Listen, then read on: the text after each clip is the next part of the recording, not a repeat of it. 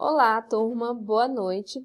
Vamos iniciar agora mais uma aula da disciplina Psicologia da Educação, tá?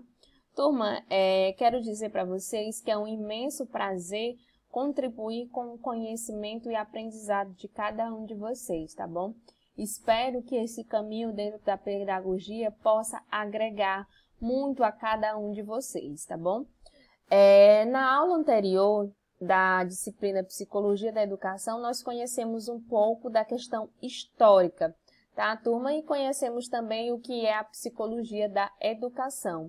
Hoje nós vamos trabalhar os aspectos da aprendizado e do desenvolvimento humano, tá? Mas antes de iniciar a nossa aula, turma, eu gostaria de deixar aqui uma mensagem para vocês, tá bom?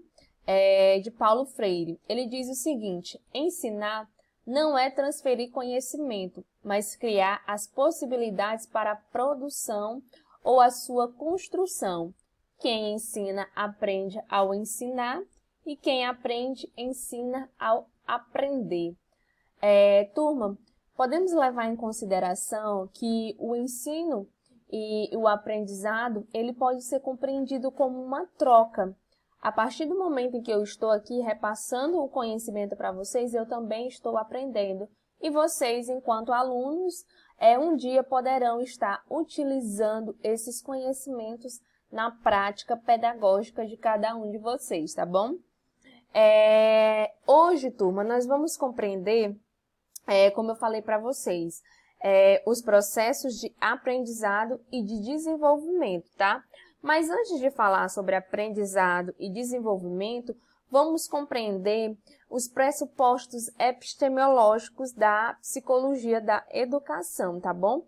Então, assim, turma, a educação sempre esteve sustentada em 3 pilares. Quais foram esses pilares? O filosófico, psicológico e o social, tá bom? Então, turma, nós podemos entender a partir disso que a educação ela vem passando por um processo de transformação ao longo da sua história, né? Então, assim, podemos dizer que a primeira educação do indivíduo ele acontece dentro do âmbito familiar, certo? Onde, na verdade, essa educação ela pode ser considerada como um alicerce do indivíduo. Por quê? Porque o primeiro contato que o indivíduo tem é a família, né? Então, a família ela tem esse papel de transferir essa educação para o sujeito.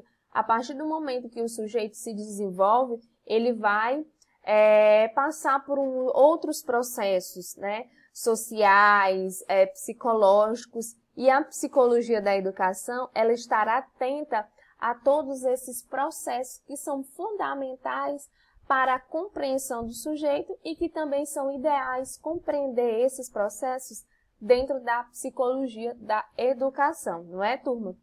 Eu vou falar um pouquinho devagar, porque às vezes eu me empolgo e acabo falando muito rápido, né?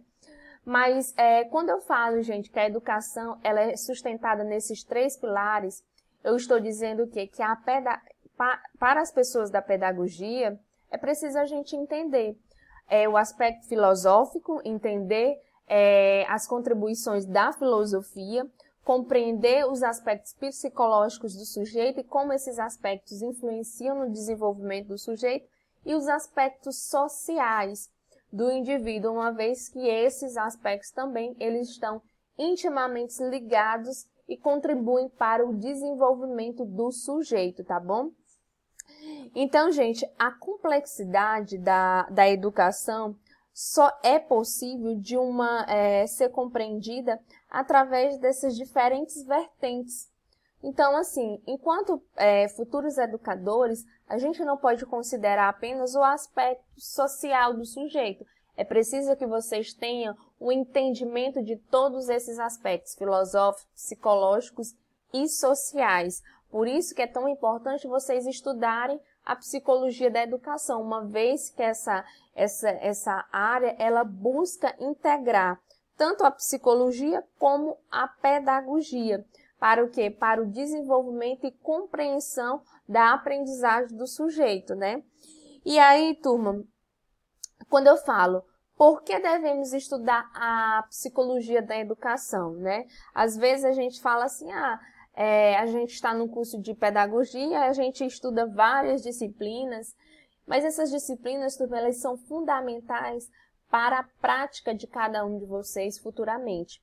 De que maneira isso ocorre? Para que vocês tenham uma prática, turma, pedagógica, é necessário que vocês tenham o entendimento e o domínio de diversas teorias que embasam o fazer pedagógico de cada um de vocês. Então, para isso, é necessário compreender o meio social, é necessário compreender os aspectos psicológicos do sujeito e também os filosóficos, como eu expliquei anteriormente. Então, a partir do momento que eu digo por que devemos estudar a psicologia da educação. O primeiro ponto, por quê? Porque é importante a gente compreender a aprendizagem do sujeito. Como é que ocorre o processo de aprendizagem no indivíduo? O que é aprendizado? Né? Esses são aspectos que a psicologia da educação estuda. E esses aspectos são fundamentais, turma, para embasar, como eu falei para vocês, a prática de cada um futuramente. Então, se não tiver essa base, vamos dizer assim, uma base bem sustentada, fica difícil fazer pedagógico, fica difícil uma atuação. Então, é preciso vocês terem um entendimento de várias teorias, de várias áreas da ciência, que vão ser fundamentais e vão contribuir para cada um de vocês, tá bom? Então, essa é a importância de compreender e de estudar a psicologia da educação. Primeiro, para compreender o processo de aprendizado e, segundo turno, para compreender o desenvolvimento humano. Olha que coisa interessante. Eu vou falar para vocês, né? Quando eu falo em desenvolvimento humano, eu preciso compreender que o desenvolvimento humano ele está atrelado a várias fases que o sujeito passa ao longo da vida dele, tá bom? Então, olha como é importante, porque cada fase do desenvolvimento do sujeito passa por uma particularidade, passa por algum processo que cada um de vocês precisam entender. Então, desenvolvimento humano é essa a nossa aula de hoje, compreender o que é aprendizagem, compreender o que é desenvolvimento humano, é fundamental dentro da pedagogia, tá, turma? E aí, vamos compreender, antes de explicar para vocês o que é desenvolvimento humano, eu gostaria de abrir um parênteses para vocês. Quando eu falo de aprendizado, turma, é muito importante a gente estudar isso dentro da psicologia da educação. Mas vamos compreender o que significa aprendizado, né? Quando vocês pensam em aprendizado, né? Aprendizagem, qual a primeira palavra que vem à mente de vocês? Né? Pensem aí rapidinho. Quais os sinônimos que estão atrelados ao que eu chamo de aprendizado? Né? Pensem aí, vou dar um tempinho para vocês pensarem, né? Pensaram? Me digam, anotem aí uma palavra que defina para vocês o processo de aprendizado. Né?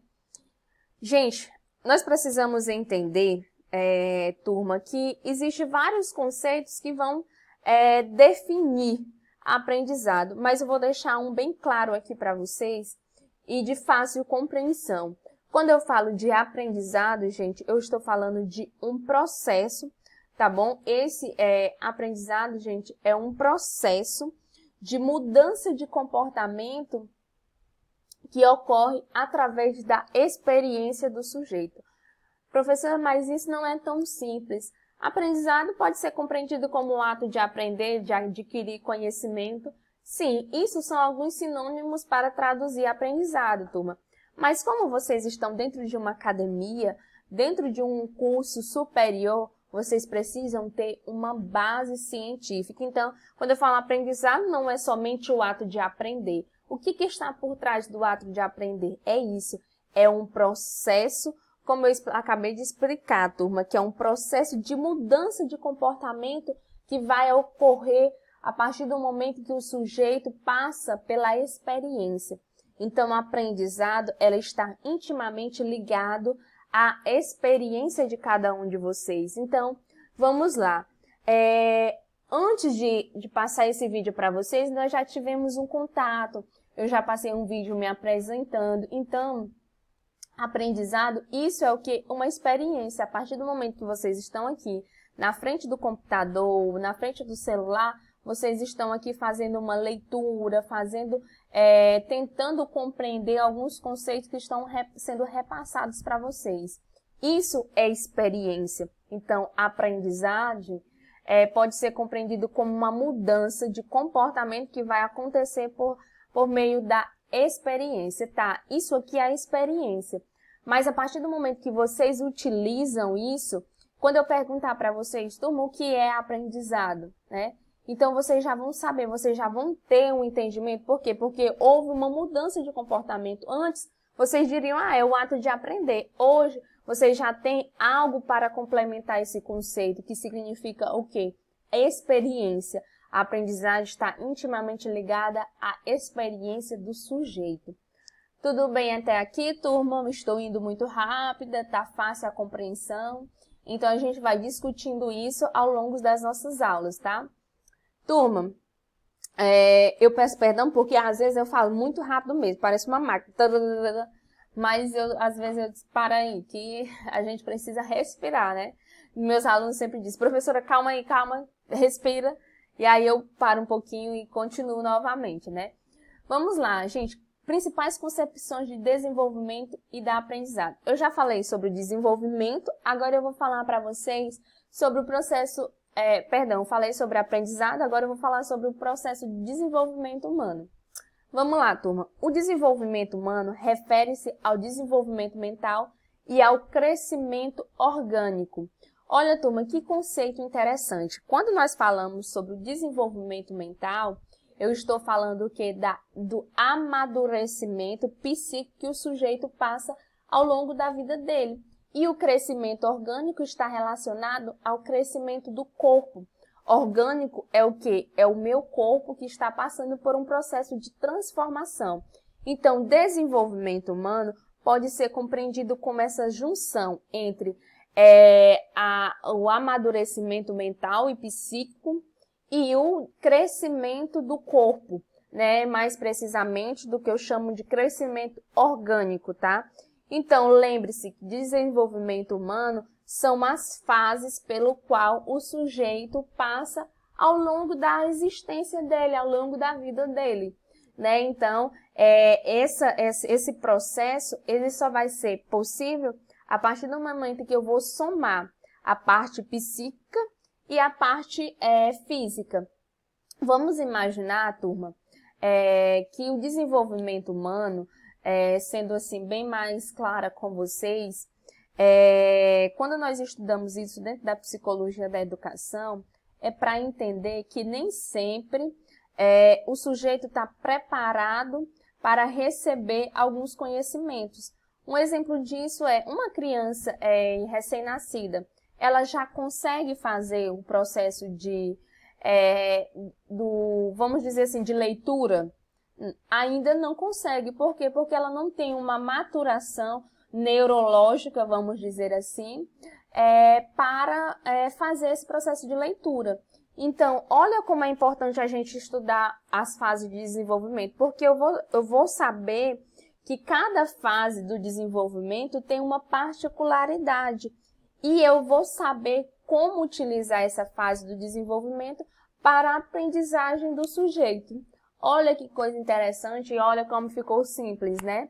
Então, por isso que a gente vai entender, dentro da pedagogia e dentro da psicologia da educação, que essas fases, elas são fundamentais para o educador. Porque se eu não reconheço essas fases, eu vou ter dificuldades para transmitir o conhecimento, porque ou eu vou adiantar muito o conhecimento, ou isso vai ser muito dificultoso para quem está recebendo, porque ele ainda não apresenta os aparatos necessários para o processo de aprendizado. Então, a partir do momento que eu consigo entender que cada fase do desenvolvimento tem sua particularidade, é essencial para o processo de educação.